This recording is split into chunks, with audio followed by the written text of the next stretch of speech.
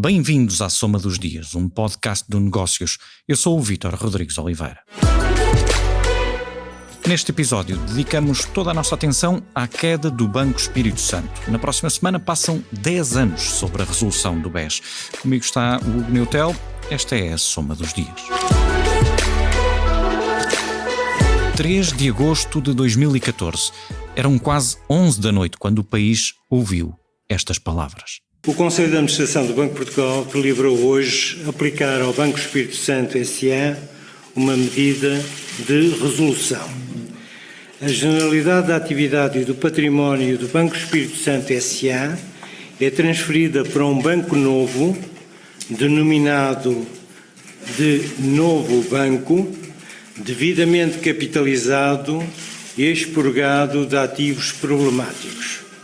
Fica completamente e inequivocamente afastada qualquer hipótese de haver perdas para os depositantes.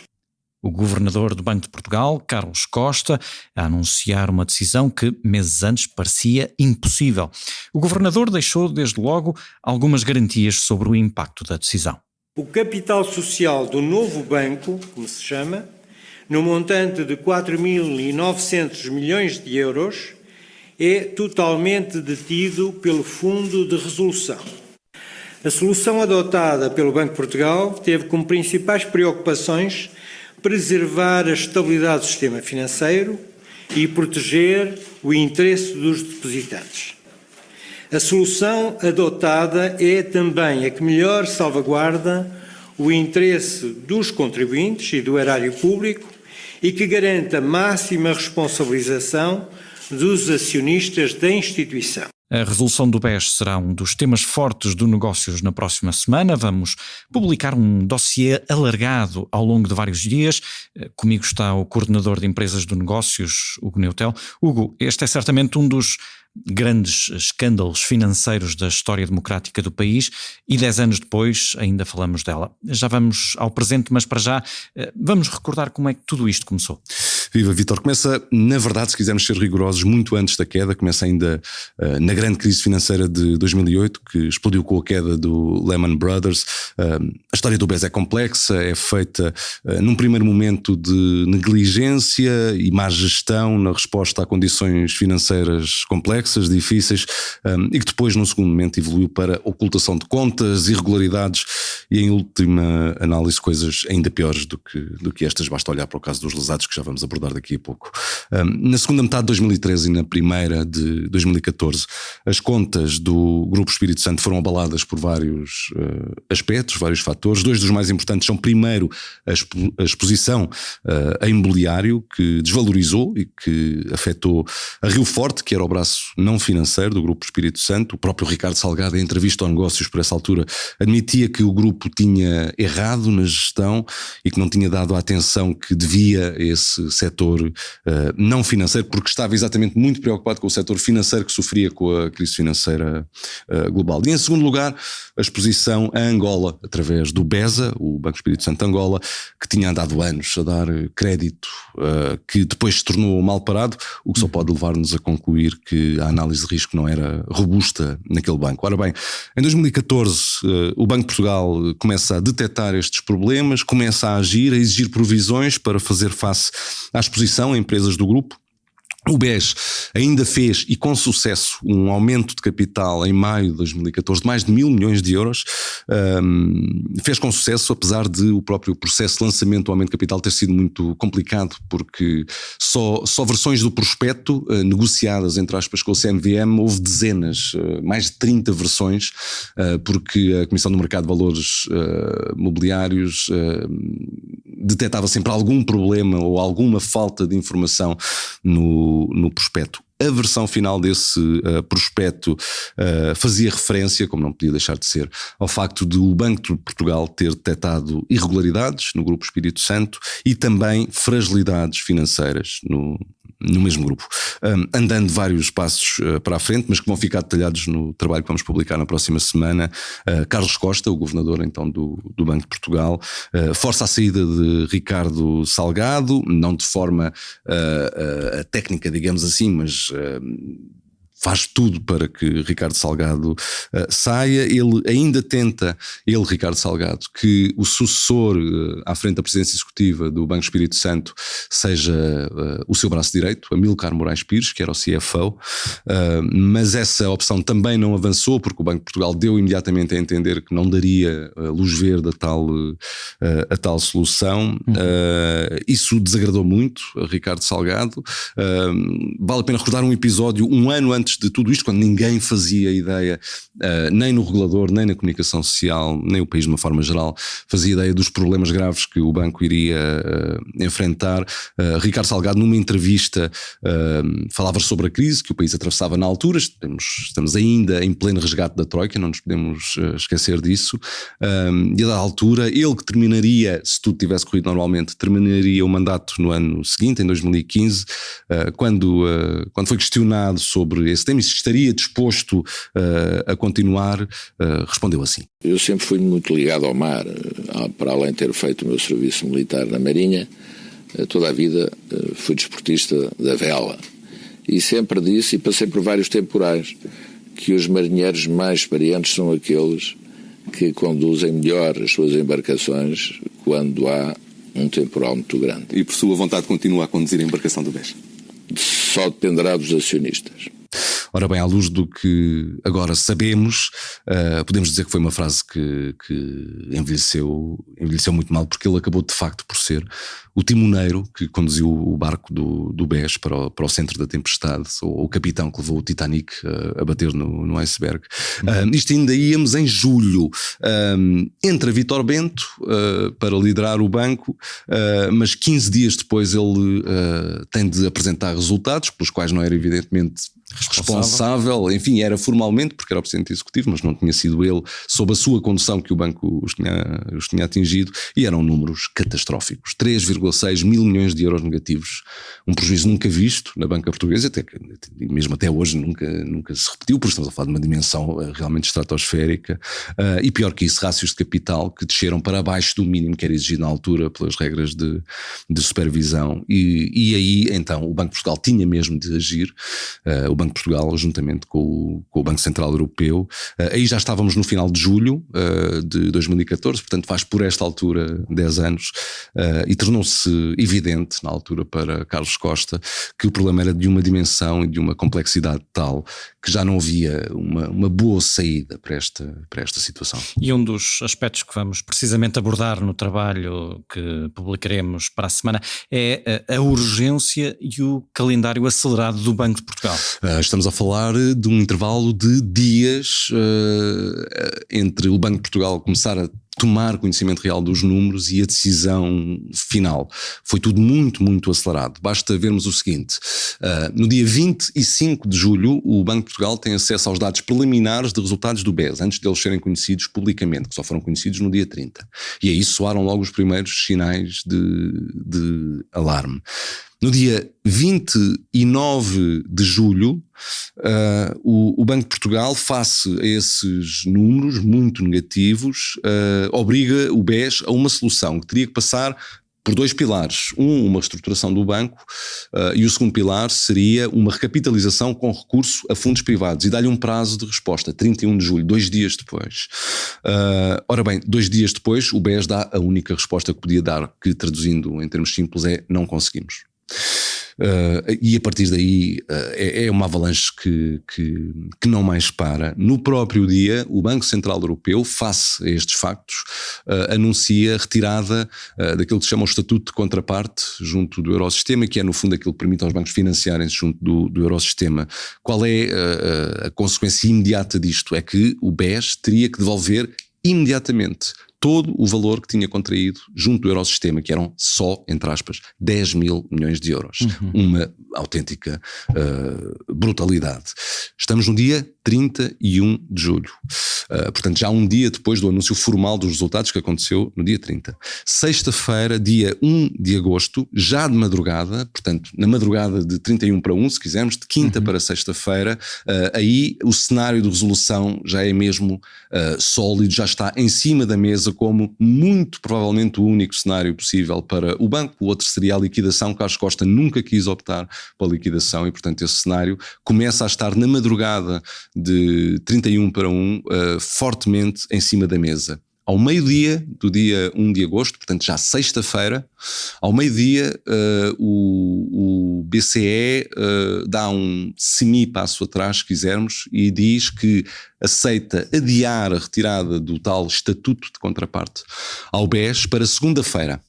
Em vez de ser nessa sexta-feira, ser apenas na segunda-feira, com uma condição: que a resolução fosse decidida durante o fim de semana. E pronto, basicamente foi aí que tudo começa a acelerar ainda mais. Nesse fim de semana houve mais de uma dezena de equipas do Banco de Portugal a trabalhar em contínuo. Isto envolveu no total mais de uma centena de pessoas que de forma pontual ou permanente estiveram nas instalações do Banco de Portugal. Alguns não foram à cama, outros foram por poucas horas. Havia que resolver questões muito complexas num espaço muito limitado de tempo, questões não apenas do ponto de vista jurídico, como mesmo do ponto de vista de supervisão. Uma das mais complexas era saber que ativos é que ficam no banco mau da resolução e que ativos é que passam para o banco bom da resolução, que era o novo banco. Foi um trabalho non-stop, com essa tarefa que um ano mais tarde havia de ser revista, porque houve obrigações que inicialmente estavam no novo banco e que passado um ano passaram para o banco mau. Uma das consequências, naturalmente, desta queda do BES foi a questão dos lesados. Houve muitas vítimas desta circunstância.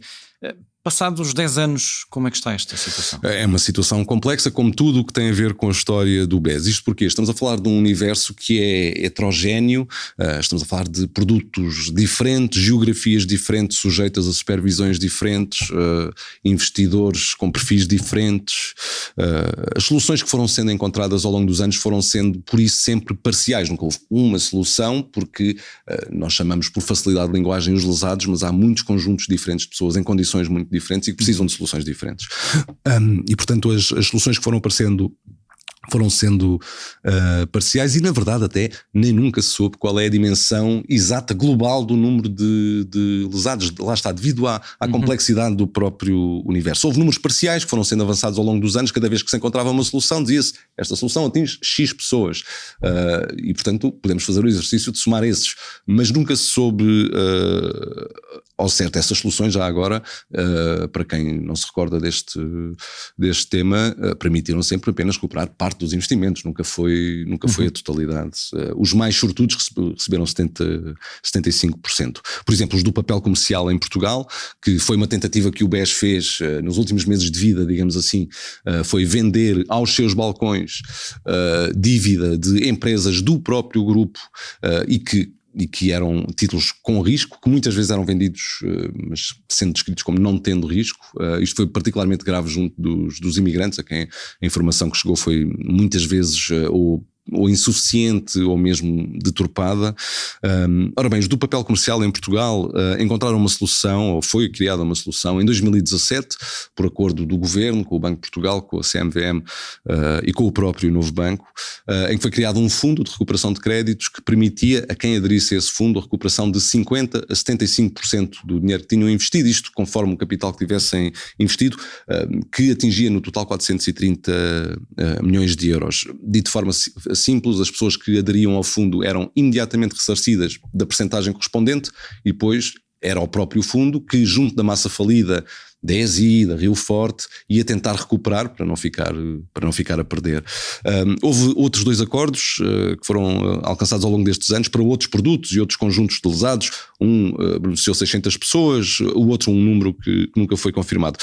É também preciso ter em conta que estes números são de lesados que tentaram ativamente recuperar o dinheiro.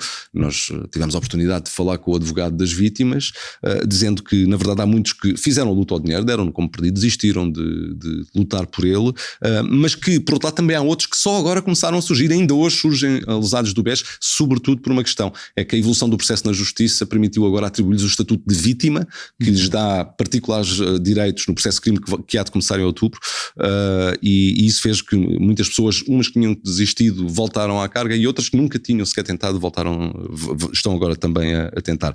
Estamos a falar de, em média, 140 a 160 mil euros por pessoa em média de perda com os produtos do Espírito Santo. E quando falamos em lesados, geralmente estamos a referir-nos a particulares, mas há também os grandes investidores. Para esses a situação é muito pior ainda, não é? Porque estamos a falar de grandes fundos que tinham obrigações do BES que foram parar ao Banco Mau, e que têm um caminho muito complicado pela frente. Porquê? A Comissão Liquidatária do Banco, recolhemos aliás, tornou pública essa informação, reconheceu há uns anos 5 mil credores no valor total de 5 mil milhões de euros. O grande problema é que o BES, ou o BES em liquidação, não tem caixa para isto nem nada que se pareça, não é? Há 2 anos tinha 170 milhões de euros em caixa, portanto estamos a falar de 5 mil milhões, não, são dimensões absolutamente diferentes. Entretanto, ainda por cima, o Fundo de Resolução, que é ele próprio um credor, viu reconhecida a pretensão de ser considerado privilegiado nessa dívida, e ele sozinho pede mais de 1.000 milhões de euros, o que também já ultrapassa todo o dinheiro que o BES tem, o que significa que o pouco dinheiro que o BES em liquidação tem está integralmente atribuído ao Fundo de Resolução, não chega sequer para pagar aquilo que o Fundo de Resolução pede, e obviamente sobra zero para os outros credores. Agora, precisamos de ter em conta o seguinte, isto envolve uma situação complexa, porque no contexto da resolução foi determinado que nenhum credor pode ficar pior com a resolução do que ficaria se o banco tivesse sido liquidado. Isto na prática o que é que significa? Foi o que o Banco de Portugal quis saber e há uns anos mandou fazer uma auditoria em que concluiu que os credores têm direito a receber 31,7%, quase 32% do dinheiro que tinham investido. A grande questão é como e de onde é que vem esse dinheiro. A informação que recolhemos é que, do BES em liquidação, aí não será certamente porque não há balanço que chegue para isso e, portanto, terão que esperar que o BES em liquidação chegue ao fim de vida, seja consumada a liquidação, e depois terão de lutar junto do Fundo de Resolução por esses valores a que dizem ter direito e que perderam com o fim do BES. Carlos Costa, então governador do Banco de Portugal, garantiu naquelas declarações que ouvimos que a resolução preservava o erário público.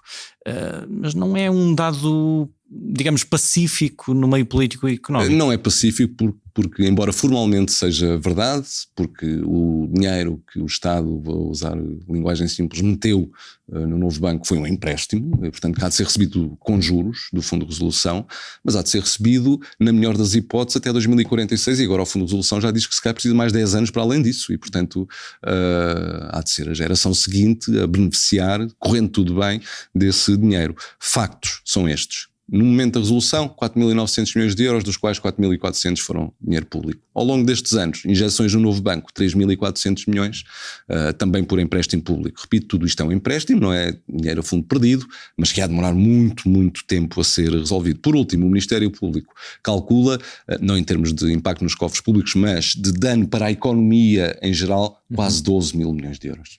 É muito de facto. E vamos também nesta série de trabalhos que vamos publicar na próxima semana, falar no herdeiro do BES. O novo banco. O novo banco nasce das cinzas do Banco Espírito Santo, começou, como seria de esperar, com uma vida muito, muito complicada, mas é hoje um dos bancos mais rentáveis do sistema. Ao longo destes anos teve que fazer uma reestruturação, diminuiu muitíssimo o número de colaboradores, o número de balcões, foi obrigado no próprio plano de reestruturação a vender ativos, representações, operações que tinha lá fora. É hoje um banco puramente doméstico, atua apenas no território nacional, ao contrário do BES, tinha representação em vários países.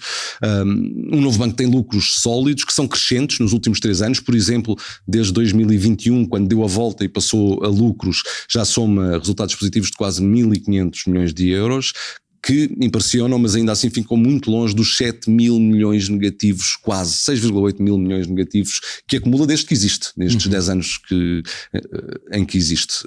De qualquer maneira, estes 1.500 dão um bom sinal. De resto, o banco quer, nesta altura, ir para um IPO em bolsa, suspendeu, entretanto, esse processo, não vai avançar já, mas uma das coisas que precisa para isso, para se tornar mais atrativo perante eventuais compradores, é chegar a acordo com o Fundo de Resolução para terminar antecipadamente o acordo, o chamado Acordo de Capital Contingente, que já vem desde o tempo da venda à Lone Star em 2017 e que no fundo proíbe, entre outras coisas, a distribuição de dividendos enquanto o acordo se mantiver.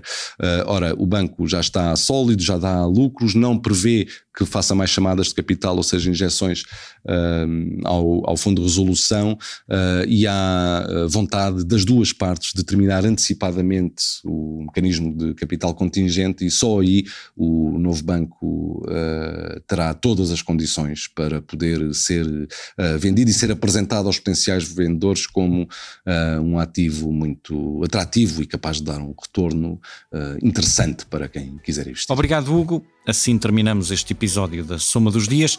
Obrigado por ouvir.